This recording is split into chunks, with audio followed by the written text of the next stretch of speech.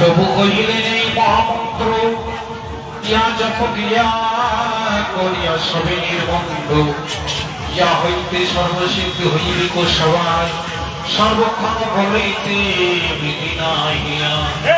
প্রভু কহিলেন কিবা শয়নে কিবা ভোজনে কিবা জাগরণে অহর্নিশি চিত্ত কৃষ্ণ বলহ বদনে রাত্রি দিন নাম লও খাইতে শুইতে ইহার তুলনা মেনে নাহি পারে দিতে।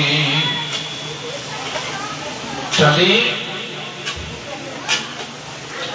আজকে আমরা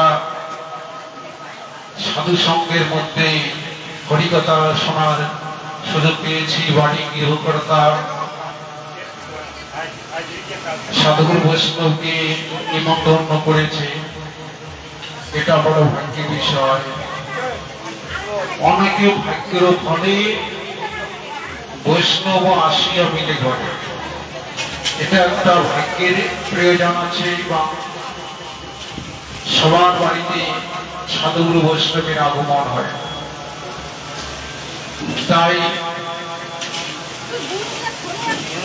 আমরা প্রত্যেকেই মাতৃগর্ভের থেকে এই পৃথিবীতে ভূমিষ্ঠ হয়েছে। গর্ভপাত যন্ত্রণা আমরা প্রত্যেকেই পেয়েছিলাম, সেই সম্বন্ধে ভাগবতে সিদ্ধান্ত দিলেন যে মাতৃ জঠরে যখন আমরা ছিলাম কত কষ্ট যন্ত্রণা ভোগ করেছিলাম। আমাদের পা ছিল উপর দিকে, মাথা ছিল নিচ দিকে, এরকম ভাবে মাতৃগর্ভে 10 মাস 10 দিন আমরা অবস্থান করেছিলাম এবং ভগবানের কাছে স্তুতি করেছিলাম, হে প্রভু এই গর্ভপাত যন্ত্রণা আর যেন না হয়। ভগবান বলেছিলেন, ওরে মূর্খ জীব, কারণ আমি তো তোমাদের দুঃখ কষ্ট চাই না, কারণ তোমাদের কর্মফলে তোমরা এই সংসারে আসতে হয়। সেই জন্য এই চরাচর জগতে ভগবান আমাদের পাঠিয়ে দিয়েছে জন্মাবার আগে খাবারও পাঠিয়ে দেয়, জন্মাবার আগে খাবার পাঠিয়ে দেয়, জন্মার পরে নয়। জন্মের আগে মাতৃস্তনদুগ্ধ ধীরে ধীরে সঞ্চার হতে থাকে, জন্মাবার পর সন্তান মাতৃস্তনদুগ্ধ পান করে। সেই জন্য জন্মের আগে আমাদের খাদ্য ভগবান পাঠিয়ে দেয়। ওটা মানুষের তৈরি নয়, ওটা মানুষ তৈরি করতে পারে না। এই জন্য মানুষের হাতে মানুষের মধ্যে অহংকার হয়, অহংকারে নষ্ট হইয়া নিতাই পদ বসরিয়া অসত্যরে সত্য করে। যখন আমাদের ভিতরে অহংকার এসে যায় তখন ভগবানকে আমরা হারিয়ে ফেলি, ভগবানকে ভুলে যায়। সেই জন্য অহংকার কখন হবে? টাকা পয়সা থাকলে অহংকার হয়, রূপ জৈবন থাকলে অহংকার হয়, তাহলে এগুলির মধ্যে অহংকার আছে। কিন্তু যদি আমি চোখে না দেখি, কানে শুনি না, তাহলে আমার অহংকার হবে না। এই জন্য ভগবান এই পৃথিবী চরাচর জগতে মানুষ পাঠিয়ে দিয়েছে ভালো মন্দ বিচার করে। মানুষ তো সবাই, যারা হাত নেই সেও মানুষ, যারা যে কানে শোনে না সেও মানুষ, যে চোখে দেখে না সেও মানুষ, যারা প্রাণী সেও মানুষ। এই যে অন্ধ কানা বোবা, ভগবান এটা তফাৎ করে কেন পাঠালো? মানুষগুলো জন্ম দিয়ে মানুষের ঘরে পাঠিয়ে দিল বোবা করিয়ে, মানুষের ঘরে পাঠিয়ে দিল হাত নেই পা নেই পঙ্গু হয়ে। কেন পাঠিয়ে দিলেন? ওটা হচ্ছে আমাদের প্রত্যেকেরই কর্মফল। যে যেমন কর্ম করেছে সেই রকম দেহ দিয়ে ভগবান পাঠিয়ে দিয়েছে। যা গিয়ে যদি সাধুসঙ্গ করতে পারিস, আবার পরবর্তীকালে তোর জন্মটা ভালো ঘরে হবে। আর না হলে মানুষ আর হতে পারবে না। ৮০ লক্ষ জনের মধ্যে তোমাকে যাইতে হবে।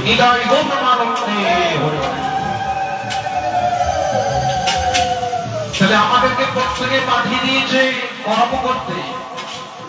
কি কর্ম করব? আমাদের সম্পদ কোনটা? আসল সম্পদ আমরা জানি যে বাড়ি গাড়ি, টাকা পয়সা, ধন সম্পদ, এটাই মূল সম্পদ। এটা হলে আর কোনো প্রয়োজন নেই, কারণ এটা আমাদের সম্পদ নয়। এটা তো এখানকার বস্তু। এটা আগে ছিল, এখনো আছে, পরেও থাকবে। কারো একজনের গর্ভে আমি জন্ম নিয়েছি, আমার বাবা এই সংসার পরিচালনা করছে। কিছুদিন পর আমার বাবা থাকবে না, আমাকে পরিচালনা করতে হবে। তাহলে সংসার নিয়ত আগে ছিল, এখনো আছে, পরেও থাকবে। কিন্তু আমরা সংসারে এই যে ভার আমাদের পরিবর্তন হয়ে যায়, সংসারের মালিক পরিবর্তন হয়। এই জন্য সংসারে প্রত্যেকে আমরা এসেছি। এই সংসারে এসে কার সংসার করি? যারা বলবে আমি সংসার করছি, ভগবান বলেছেন শাস্ত্রে, সে অনিত্য সংসার করে।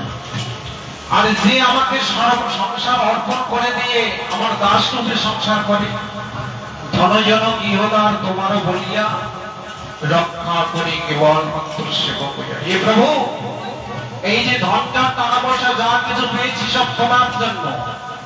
আমার কর্মফল ছিল, স্বীকৃতি ছিল, পুণ্য ছিল, এই জন্য ধনটার টাকা পয়সা পেয়েছি। আমার যখন এই পৃথিবী থেকে চলে যাব, সব রেখে যাব। এই যে যা কিছু আছে সব তোমার। আমার যে দেহটা আছে এটাও তোমার। শাস্ত্রে বলে তিনি নিত্য সংসার করে। কৃষ্ণের সংসার করো সারি অনাচার। তিনি অনাচারটাকে ত্যাগ করে ভগবানের সংসার করছে, তাই হচ্ছে নিত্য সংসার। এই জন্য মহাজনগণ বললেন, ভুলিয়া তোমার এই সংসারে আসিয়া পেয়ে নানাবিধ ব্যথা। হে প্রভু, তোমাকে মাতৃগর্ভে একবার দেখা হয়েছিল, ওখানে তোমাকে দেখা পেয়ে এখানে এসে ভুলে গেলাম। ভুলিয়া তোমার সংসারে আসিয়া পেয়ে নানাবিধ ব্যথা। তোমার চরণে আসিয়াছি আমি, বলিব দুঃখের কথা। হে প্রভু, এই যে এতদিন পর, এত সাধনার পর আজকে আমি তোমার চরণ দর্শন পাইলাম, তোমাকে দুঃখের কাহিনী, দুঃখের কথা বলবো। এই চরাচর জগতে কতবার গিয়েছিলাম, কতবার এসেছিলাম, আমার মনে আছে। কারণ ওই জন্মদ্বীপের মানুষ, এই সংসারের মানুষ প্রত্যেকে মায়ার কথা বলে। কি মায়ার কথা বলে? আমার বাড়ি, আমার গাড়ি, আমার ছেলে, আমার মেয়ে, আমার সংসার সব আমার। এই আমার কথাটার মধ্যে অহংকার যুক্ত আছে, এই আমি শব্দটা। এই জন্য গীতার মধ্যে বলেছে, এই জন্য আমারটাকে ত্যাগ করে তোমার বলতে হবে। এ প্রভু, আমার বলতে জগতে কিচ্ছু নেই, যা আছে সব তোমার, আমিও তোমার। তাহলে ওই সংসারে আর আমি যাব না। অনেক কষ্টের পর আজকে তোমার দর্শন পেলাম মাতৃগর্ভে। ৩২টা নারীর বন্ধনে সেই মাতৃগর্ভের জঠরে ভগবানকে পেয়েছিলাম পরমাত্মা রূপে। কিন্তু সেই জায়গায় আমাদের খাবার বস্তু নিয়ে পাঠিয়ে দিয়েছিল। কেউ পাঠশালা ভাবে সন্তানকে খাওয়ায়, যখন ভূমিষ্ঠ হয় তখন তাকে খাওয়াতে হয়। মাতৃগর্ভে সন্তান থাকলে তার খাবার কে জোগাড় করে? তার খাদ্য কোনো জোগাড় করতে হয় না। মা যা ভক্ষণ করে, মা যা আহার করে, তার রস ওই নারীর মধ্য দিয়ে সন্তানের মুখে যায়, আর সেটাকে সন্তান ধীরে ধীরে মাতৃগর্ভে জঠরে বড় হতে হয়। এই জন্য মাতৃ জঠরে যত আমরা কষ্ট পেয়েছিলাম, মলমূত্র বিষ্ঠার মধ্যে ছিলাম, ওখানে মাতৃগর্ভে পেটের মধ্যে প্রত্যেকের কৃমি আছে। কৃমি কীট না থাকলে কারো হজম হবে না। প্রত্যেকের পেটের মধ্যে কৃমি আছে। ওই কৃমিগুলি কি করে মাঝে মাঝে সন্তানকে দংশন করে।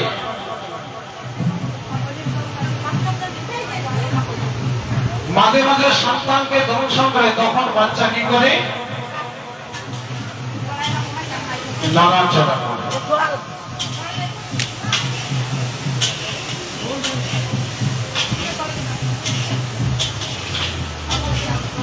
যখন পেটের কৃমিগুলি দংশন করে, সেই সন্তানটি নড়াচড়া করে। প্রত্যেক মায়েরা জানতে পারে ভালোভাবে, গর্ভবতী মারা ওরা বুঝতে পারে সন্তান সারাদিনের মধ্যে 1-2 বার নড়াচড়া করে। আর যদি নড়াচড়া না করে আমাদের ভয় হবে। এই সন্তান পেটের মধ্যে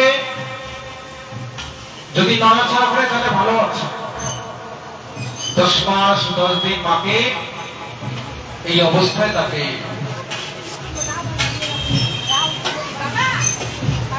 থাকতে হবে। তাহলে মা যে সন্তানকে জন্ম দিল, 10 মাস 10 দিন গর্ভে ধারণ করে, আজকে সেই সন্তান বাবা মাকে চেনে না। ওই জন্য শাস্ত্রে বললে প্রথম গুরু হচ্ছে পিতা মাতা, দ্বিতীয় গুরু হচ্ছে মন্ত্রদাতা। যে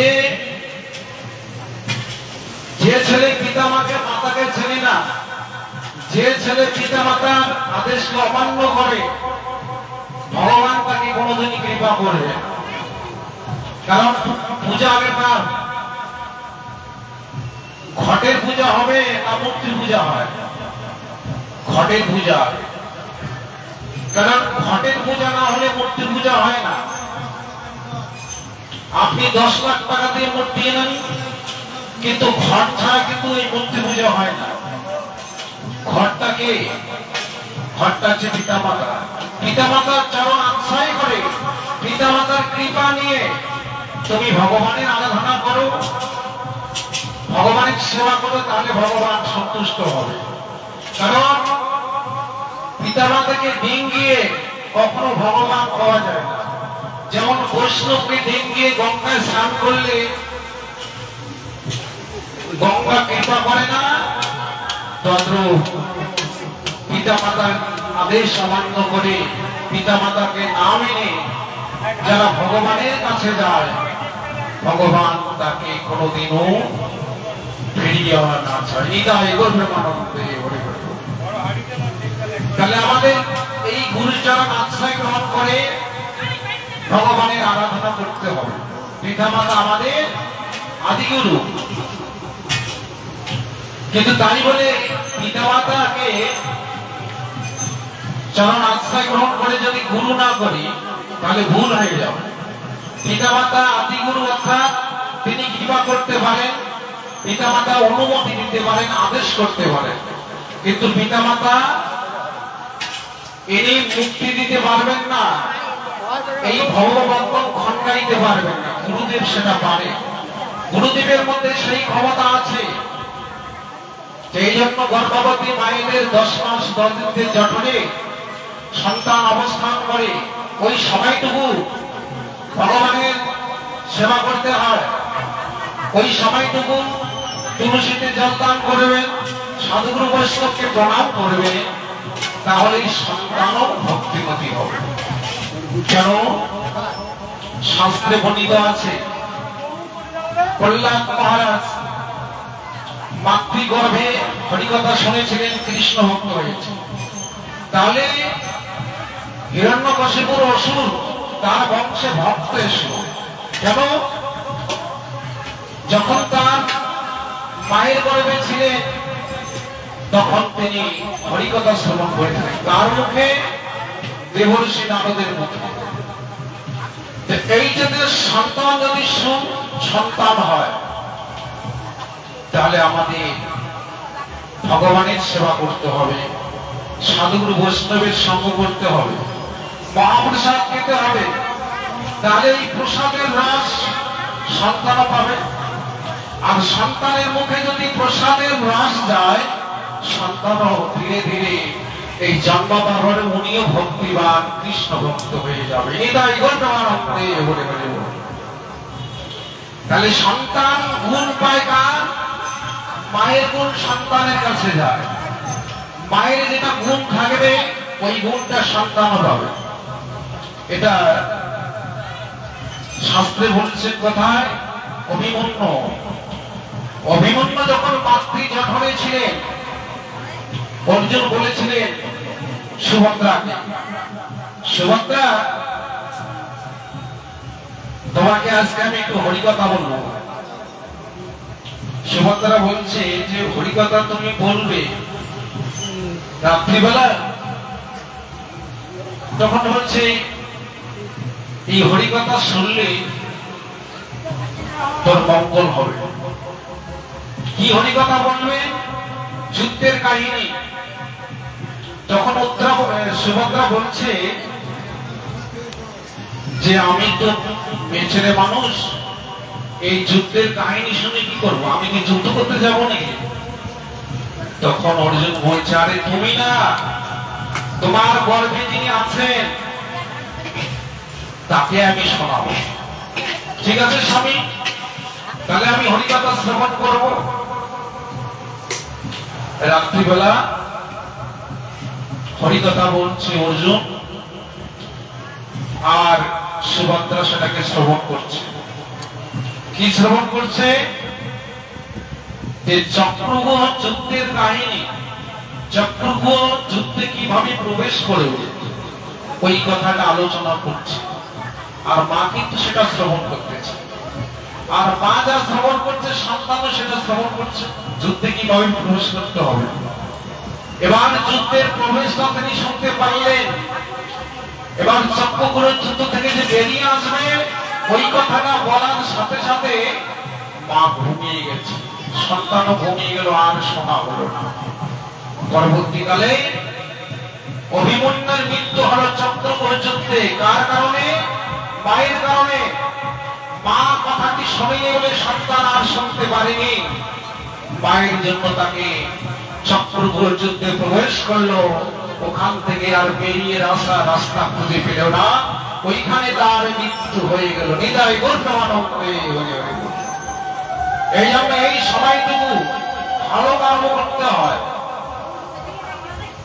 ওই সময় কারোর সঙ্গে ঝগড়া, কারোর সঙ্গে বিবাদ করতে নেই, ওই গুণটা সন্তান হবে। আমরা অনেক সময় বলি না যে মা যেমন তার ছেলে যেমন। এই জন্য এই গুণগুলি আমাদের প্রবেশ করে। কারণ এই জগতে যদি কোন সন্তান কৃষ্ণ ভক্ত হয়, তাহলে পিতা মাতারও মঙ্গল হয়, এই জগতেরও মঙ্গল হয়। পরীক্ষিত মহারাজের 7 দিনের অভিশাপ দিয়েছে। কে অভিশাপ দিয়েছিল? ঋষিপুত্র শৃঙ্গে, শমী মুনির পুত্র শৃঙ্গে মুনি। 12 বছর একটা ছেলে, তার বয়স, এত বড় তার পাওয়ার। অভিশাপ দিলে মানুষ মরে যায়, আশীর্বাদ দিলে বেঁচে যায়, এত বড় তার ক্ষমতা। কেন? ওর যখন জন্ম হয়, উনি যখন মাতৃ গর্ভে ছিলেন, তার বাবা ভগবানের কাছে প্রার্থনা করেছিলেন, হে প্রভু, আমার জন্য একটা এমন সন্তান হয়, সুসন্তান হয়, আমার জন্য নয়, জগতের মঙ্গলের জন্য। কেন? এই জগতের জন্য মঙ্গল হয়, আমার জন্য আমি চাই না। তাই ভগবান এমন একটা সন্তান দিলে জয় জয়কার হয়ে গেল। কিন্তু আমরা তো ভগবানের কাছে চাই। আমরা কেমন সন্তান চাই? আমার ছেলে যেন চাকরি করে, আমার ছেলে যেন অফিসার হয়, পুলিশ হয়। এগুলি করলে কি হবে? ওই যে বিদ্যার গরিবে ভনিতা সেটা সে ধন উপার্জন করবে। বিদ্যার গুণের জন্য বাইরে গিয়ে চাকরি করবো, টাকা পয়সা রোজগার করবো, স্বজন পালন, স্ত্রী পুত্র পরিজনকে সেবা করব, বার্ধক্য কোনো প্রকৃতি বিনোদ তা দিয়া কাত্র। যখন মৃত্যুকাল এসে যাবে, মৃত্যুকাল আসলে ভগবানের আরাধনা করা হবে। এই জন্য ভক্তিবিনোদ ঠাকুর লিখলেন যে বার্ধক্য কোনো ভক্তি বিনোদ কাঁদিয়া কাতর, না ভজিয়া করে বৃথা দিন গেল, এখন কি হবে আমার করতে? আমরা বলি না যে আমার তো সময় শেষ হয়ে গেল, এই সময়ের মধ্যে কি আর হবে? আমার দিন শেষ হয়ে গেল। কারণ মৃত্যুকালে আরো হরি ভোজন হয় না, চলতে পারি না, স্নান করতে পারি না, এই দেহ রোগাগ্রস্ত হয়ে যায়, জরাজীর্ণ হয়ে যায়। তাহলে হরি ভজন করতে হয়। শিশুকালে কৃষ্ণ ভজে কৃষ্ণ পাবার আসে, যুবককালে কৃষ্ণ ভজে আসে কিনা আসে, আর মৃত্যুকালে কৃষ্ণ ভজে জমের উত্তর আসে। তাহলে কোনটা ঠিক হয়? যে শিশুকাল থেকে আরাধনা করছে ভগবানকে, তিনি ভগবানের প্রতি আকৃষ্ট হয়েছে। তাহলে শিশুকালে যদি হরি ভজন করা যায়, ওটাই সঠিক। তাহলে এই জন্য আমরা এই পৃথিবীতে ভগবান পাঠিয়ে দিয়েছে, যাও এই সংসার অন্তকূপে গিয়ে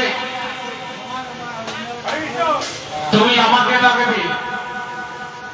আমরা প্রত্যেকে জন্ম নিয়ে কেঁদেছিলাম। সন্তান জন্মাবার পর প্রত্যেক সন্তান কান্না করে। কেন কান্না করে? এই ধুলার ধরনের মায়ের কোলে যখনই পড়ে যায় তখনই সন্তান কান্নাকাটি করে, ভগবানকে হারিয়ে ফেলে। যখন জন্মগ্রহণ করে সন্তান, তখন কি সন্তান বলতে পারে কে আমার মা, কে আমার বাবা, কার সংসার, কার কাছে এসেছি? সে কি বলতে পারে? কখনো জানে না। ধীরে ধীরে যখন সন্তান বড় হয়, তখন সে জানতে পারে ইনি আমার মা, ইনি আমার বাবা, ইনি আমার কাকা, ইনি আমার জ্যাঠা। ধীরে ধীরে বড় হয়, ধীরে ধীরে তখন জানতে পারে। এই জন্য সন্তান এই পৃথিবীতে আসার সময় প্রত্যেকে আমরা কেঁদেছিলাম, আর আমাদের কান্না শুনে কেউই কাঁদে। সন্তান যখন কান্না করে, তার কান্না শুনে কেউই কাঁদে না। এই জন্য শাস্ত্রে বললে, তুমি যেদিন এসেছিলে পৃথিবীতে ভাবে তুমি মাত্র কেঁদেছিলে আর হেসেছিল ভাবে, তোমার কান্না শুনে কেউই কাঁদেনি। তুমি ওই পৃথিবীতে গিয়ে কি করবে? এমন জীবন করিতে হইবে গঠন, মরণে আসিবে তুমি, কাঁদিবি এই ভুবন। তুমি এই পৃথিবীতে গিয়ে ভগবানের এমন ভাবে আরাধনা করবে, সাধুসঙ্গ করবে। তুমি যখন এই পৃথিবী থেকে চলে যাবে, তোমার যখন মৃত্যু হয়ে যাবে, তোমার তুমি হাসতে হাসতে এই পৃথিবী ছেড়ে চলে যাবে, আর তোমার জন্য যেন হাজার হাজার মানুষ শোক এবং কান্নাকাটি করে। নিতাই গৌরবানন্দে হরি হরি। এরকম মানুষ আছে, এখনো আছে। এরকম মানুষ আছে, সৎ মানুষ। কারণ ধর্ম না থাকলে তো এই পৃথিবী থাকতে পারে। ধর্ম আছে বলেই পৃথিবী আছে। ধর্ম আছে বলে আদৌ সূর্য উদয় হচ্ছে। ধর্ম আছে বলে আজও নদীতে জোয়ার ভাটা হচ্ছে, কারণ ধর্মকে ধরে রাখছে গিয়ে সাধুগুরু বৈষ্ণব। সাধুগুরু বৈষ্ণবরা এরা নিজের মঙ্গল চায় না, জগতের মঙ্গল চায়। ওরা মঙ্গল আরতি করে সকালবেলায়, মঙ্গল শ্রী গুরু গৌর মঙ্গল মূরতি, মঙ্গল শ্রী রাধা কৃষ্ণ যুগল প্রীতি। হে প্রভু, তোমার যুগল মিলন আমি দেখেছি, শুভ দৃষ্টি করো প্রভু জগতের প্রতি, জাগুক হৃদয়ে মন সুমঙ্গল আরতি। হে প্রভু, এই জগতের প্রতি তুমি শুভ দৃষ্টিপাত করো, কিন্তু আমার জন্য নয়, এই জগতের যাতে মঙ্গল হয়। ভগবান এই মঙ্গল আরতি দেখিয়ে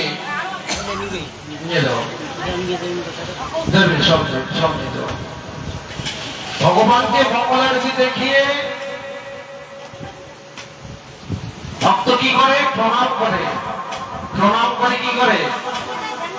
হে প্রভু, এই যে আমি মঙ্গল আরতি করলাম, এই জগতের মানুষ যে যা চায় তাকে তুমি দিয়ে দাও প্রভু।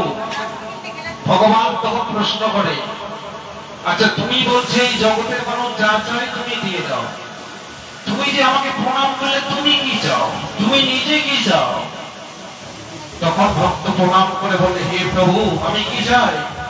না ধনম না জনম না কবিতা সুন্দরী, জগদীশ কামি অহিতে ভক্তি চরণে তোমার। হে প্রভু, আমি ধন চাই না, আমি জন চাই না, আমি সুন্দরী পত্নী চাই না, আমি চাই কি জন্মে জন্মে যেন তোমার চরণে অচলা ভক্তি পায়। নিতাই গৌর প্রেমানন্দে। তাহলে কৃষ্ণ ভক্ত কোনদিন ধন চায় না, জন চায় না, বাড়ি চায় না, গাড়ি চায় না, কি চায়? ভগবানের চরণে যেন ভক্তি চায়। তাহলে এই ভক্তি যদি কারো হৃদয়ে সঞ্চার হয়, এটা নষ্ট হবে না। এই ভক্তিতে জীবনে, মানব জীবনের উন্নতির সম্পদ। একটা হচ্ছে পারমার্থিক জগতের সম্পদ, আর একটা ইহ জগতের সম্পদ। আমরা এই জগতের ধনী কাকে বলি? যাদের টাকা পয়সা বেশি, যারা চাকরি করে, যাদের চারতলা বাড়ি, যারা কোটি কোটি টাকা রোজগার করে, আমরা তাকেই ধনী বলি। কিন্তু শাস্ত্রে কি বললেন? যে ওটা হচ্ছে ইহ জগতের সম্পদ।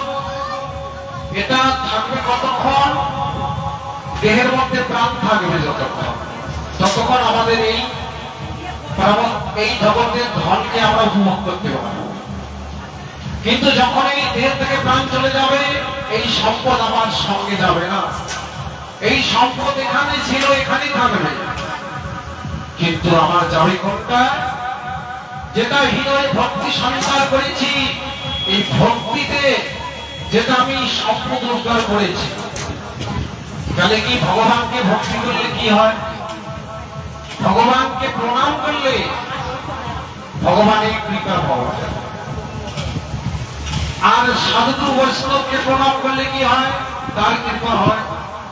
বৈষ্ণবের কৃপা বিনা কোন কার্য সিদ্ধি নয়। কৃষ্ণ কৃপা দূরের হোক, সংসার না যায় হয়। তাহলে বৈষ্ণবের কৃপা ছাড়া আমার ভগবানের কৃপা হবে। এই যেমন ভাগবত আসরে আমরা এখানে সবাই এসেছি, বসার সময় প্রণাম করে বসতে হয়। আবার যখন এখান থেকে চলে যাবো, প্রণাম করে চলে যাবো। আর যদি প্রণাম না করি তাহলে কি হবে? শাস্ত্রে বললেন, যদি প্রণাম না করে বসেন তাহলে অপরাধ নিয়ে এখান থেকে চলে যাবে। কেন? যখন ভাগবত আসো, যেখানে সাধুগুরু বৈষ্ণবের আগমন হয়, সেটা কি হয়? নব বৃন্দাবন, অর্থাৎ নতুন বৃন্দাবন তৈরি করা হলো। তুলসী কানন, ভাগবত, সাধুগুরু বৈষ্ণব মিলে একটা বৃন্দাবন সৃষ্টি হয়ে গেল। তাহলে এই বৃন্দাবনে তুমি বসার আগে ৩৩ কোটি দেবতা, পরম বৈষ্ণব, ভোলানাথ সকলে এসে আগে বসে গেছে, তুমি তো আর দেখো। এই জন্যই এই আসনে বসার সময় যদি প্রণাম করে, তাহলে ভোলানাথকে প্রণাম করা হলো, সকল দেবতাদেরকে প্রণাম করা হলো। আর বৈষ্ণবকে প্রণাম করা মানে বৈষ্ণবের কৃপা হওয়া। ভোলানাথ কৃপা করলো, আর ভোলানাথের যদি ভগবানের কৃপা অবশ্যই হবে। হৃদয় গৌরানন্দে। এই জন্য পরম বৈষ্ণব হচ্ছে ভোলানাথ। ভোলানাথ যদি কৃপা করে ভগবানের কৃপা অবশ্যই হবে। তা আমাদের প্রণাম করে অনেকে কামনা করে। কি কামনা করে? আমরা তো ভগবানের কাছে যাই কিছু চাওয়ার জন্য, ভগবানের কাছে যাই কিছু চাই। হে প্রভু, আমার যদি সন্তান হয় আমি একটা দিব, বৈষ্ণব সেবা করব, বা একটা চাকরি পাই তোমাকে আমি কিছু টাকা দিয়ে একটা মন্দির করে দেব। এই ভগবানের কাছে চাওয়ার জন্য যায়। আর যদি ওই সেটা পূরণ না হয় পরবর্তীকালে দেওয়া হয়। তা আমাদের ভগবানের কাছে গিয়ে যে আকাঙ্ক্ষাটা, এই চাওয়াটা, এটা আমাদের প্রত্যেকের মধ্যে আছে। কারণ এই জন্য মোহ আর মায়া, এই মোহ আর মায়ার জন্য আমরা ভগবানের কাছে চাইতে যাচ্ছি, সুখের জন্য। আমরা ভগবানের কাছে যাই না কেন? ভগবানের কাছে গেলে আমাদের সুখ হারিয়ে যাবে। তাহলে এই জগৎ সংসারে এসেছি আমরা প্রত্যেকে সুখী হতে চাই। সুখের আশায় সবাই সত্যি ভোর 4টা থেকে অর্থের জন্য ছুটে, কিন্তু ভোর 4টা থেকে যে অর্থ যেটা ছুটি, অর্থ যারা অর্থ রোজগার করতে যায় তারা অর্থ অবশ্যই পাবে, কিন্তু অর্থের যে পরমাত্ম, যে ধনের কোনো ক্ষয় হয় না, লয় হয় না, পারমাত্মিক জগতের সম্পদ, পারমাত্মিক জগতের ধন যিনি রোজগার করেছে তারা হচ্ছে কি কাঙ্গাল। মানুষের বাড়িতে ভিক্ষে করে করে, রাধা গোবিন্দের সেবা করে, ভগবানের সেবা করে, তিনি হচ্ছেন বড়। এটা রামানন্দ, মহাপ্রভু রামানন্দকে জিজ্ঞাসা করেছিলেন, রামানন্দ এ জগতের ধনীকে, কারা ধনী? যাদের 4তলা বিল্ডিং আছে, যারা কোটি কোটি টাকা রোজগার করে তারা ধনী, না যে রাস্তায় এবং বাড়ি বাড়ি ভিক্ষা করে ভগবানের সেবা করে সে ধনী? তখন রামানন্দ বলেছিলেন, হে প্রভু, এই জগতের ধনী কারা? কৃষ্ণ ভক্তি হৃদয়ে যার, কৃষ্ণ ভক্তের ধনী কারা? যারা কৃষ্ণ ভক্ত, ভগবানকে ধরে রাখতে পারছে তারাই এই জগতে ধনী। আর যাদের 4তলা বিল্ডিং তারা ভিখারি। ওরা তো পুণ্যের জন্য এটা পেয়েছে, এই পুণ্য শেষ হয়ে গেলে পরবর্তীকালে আর পাবে। যদি কর্ম না করে, কর্ম করতে হবে। এই জন্য এক ভিখারি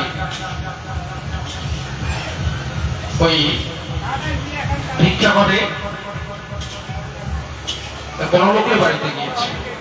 বড় লোকের বাড়িতে গিয়ে কি বলছে, ভিক্ষা দেই, বাড়িতে কি আছে বাবা? রাধে রাধে, হরে কৃষ্ণ। এখন এই দরজার সামনে এক বুড়ো ছেলে, তার 3টা, ওই দরজার সামনে বসে থাকে। কোন ভিখারি যদি আসে দাঁড়িয়ে দেয়, ভিক্ষা দেয় না। এবার যেই রাধে রাধে বলছে তখনই সেই বুড়ো লাঠি নিয়ে বলছে, সাধু তোর বাড়ি কোথায়? ও আমার বাড়ি তো অনেক দূরে, তা আমরা ভিক্ষা দেই না। বলছে ভিক্ষা দেন না? না, আরে ভিক্ষা দিলে পুণ্যের জায়গা, এখানে দিনে পরবর্তীকালে পাবে। তাহলে সাধু বলে বুঝাইতে হবে না, ওগুলো আমি আগে থেকে জানি।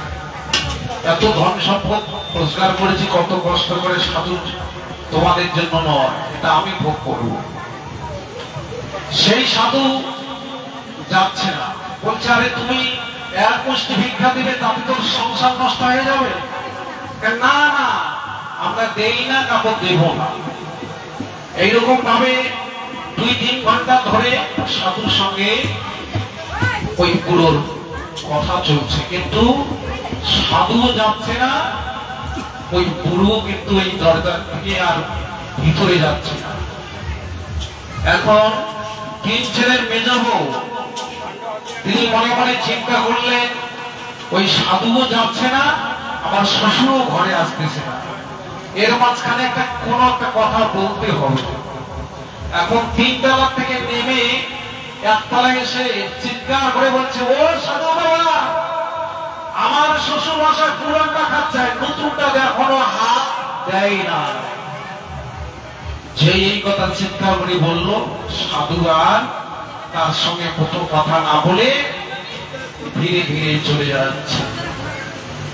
এবার বুড়ো বলছি, আরে বৌমা আমার এত সুন্দর মন্ত্র জানে, এই কথাটার এত বড় পাওয়া, সকাল থেকে তার সঙ্গে আমি অনেক কথা বলছি, কিন্তু বৌমা দূরের থেকে একটা কথা বললো, এই কথা শুনে সাধু চলে গেল।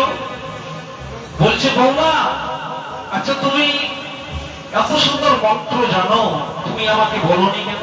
এটা যদি আমাকে বলতে, তাহলে আমি সাধু আসলে ভিখারি আসলে তাদেরকে বললাম, বললে তারা চলে যেত।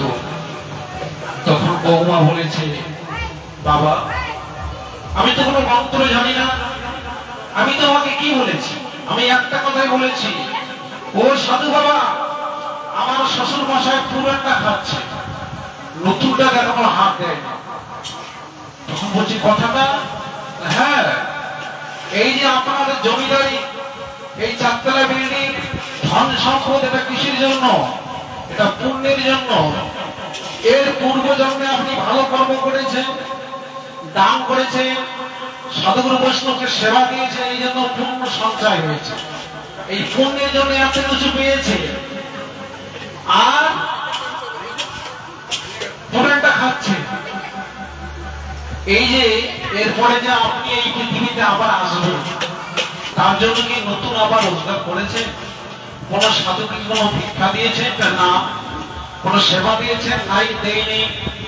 কোন অষ্টপ্রহর বা কোন মন্দিরের জন্য চাঁদা দিয়েছেন? দেয়নি। তাহলে আপনি নতুন এখনো রোজগার করতে ধরেন, অর্থাৎ পুরাণের মধ্যে আছে। এই কথাটা আমি বলেছি। যখন এই কথা বলেছে, তখন শ্বশুর বৌমার কাছে গিয়ে হাত জোর করে বলছে, বৌমা তুমি আজকে আমার জ্ঞানীরা লোজনে দিলে, কারণ এতদিন আমি বুঝতে পারিনি, এতদিন আমি সাধুগুরু বৈষ্ণবকে তাড়িয়ে দিয়েছি, কোনো ভিক্ষা দেয়নি, কোনো দান করিনি, সব আমার ব্যর্থ চলে গেল। বৌমা আর আমি অপেক্ষা করব না, তুমি আমাকে কৃপা করে সন্ধান জানিয়ে দাও। তখন তার বৌমা হচ্ছে, পিতা আমার বাবা এরকম সাধুগুরু বৈষ্ণবের সঙ্গ করে, তুমি গুরুচরণ আশ্রয় গ্রহণ করে ভগবানের আরাধনা করো। তখন কি করলেন? সেই বুড়ো সাধু সঙ্গ করতে লাগলেন। সাধু সঙ্গ করতে করতে তার হৃদয় পবিত্র হয়ে গেল। তিনি সংসার ছেড়ে দিয়ে তিনি মন্দিরে আশ্রয় নিলেন। মন্দিরে আশ্রয় নিয়ে শেষকাল তিনি ভগবানের আরাধনা করে মরার সময় ভগবানের চিন্তা করে তিনি দেহ ত্যাগ করেছিলেন। হৃদয় গৌরানন্দে। এই জন্য আমাদের সংকটের দিন, মৃত্যুর সময় যেন ভগবানকে ডাকতে পারি, এই জন্য অভ্যাস করতে হবে। মরতে তো সকলকেই হবে, আমরা তো কেউ এই জগতে থাকতে পারবো না, আর এটা থাকার জায়গা নয়। এই সংসারে তোমাকে পাঠিয়ে দিয়েছে, সময় হলে, টাইম হলে 1 সেকেন্ড এই বাড়িতে রাখবে না, ঘাড় ধাক্কা দিয়ে কোনদিন বের করে দেবে। এটার কোনো দিন নাই, এটার কোনো তারিখ নাই, এটার কোনো নির্দিষ্ট সময় নেই। আছে কে যে কখন এখান থেকে পড়ে যাবে বলতে পারে? পারে না। এই জন্য কাল রূপে সংসারেতে পক্ষবাস করে, প্রত্যেকের পিছনে কাল দাঁড়িয়ে আছে। এই কাল যেদিন সবক দেবে, সেদিন আর কেউ অপেক্ষা পাবে না। এই জন্য তোমাকে সাবধান থাকতে হবে এবং সব সময় ভগবানের চিন্তা স্মরণে থাকতে হবে। তাহলে কাল রূপে এই সংসারে পক্ষবাস করে, ফল রূপে পুত্র কন্যা ডাল ভাঙিয়ে পড়ে। ভগবান ফলস্বরূপ পুত্র কন্যা দিয়ে দিয়েছে। আমরা ভগবানকে দিতে গেলে আমাদের কৃপণতা এসে যায়। আমরা ভগবানকে দেই কৃপণতা ভাব। ভগবান বলেছেন, আরে যা কিছু তুমি পেয়েছো সব আমার জন্য, সেটা তো আমি দিয়েছি, তোমার কর্ম নিয়ে দিয়েছি। আমার ধন তুমি আমাকে দাও, তুমি যত দেবে তার ডাবল আমি ফিরিয়ে দেব। সেই জন্য ভগবানের কাছে যা দেবে তার থেকে দ্বিগুণ বেশি পাবে, এটা শাস্ত্রে বলছে। তাহলে এই জগতের মানুষ যদি ভগবানকে সব অর্পণ করে দেয়, সেটা কৃষ্ণের সংসার হয়। কৃষ্ণের সংসার করো ছাড়িও আচার ছেড়ে যদি কেউ ভগবানকে ডাকে, সেই সংসার নিত্য এবং কৃষ্ণের সংসার হয়ে যায়। নিতাই গৌর নামে হরে পঞ্চা কল্পতরুঃ কৃপাসিন্ধে বিচ পতিতানাং পাবনেভ্যো সর্ববৈষ্ণবেভ্যো নমঃ।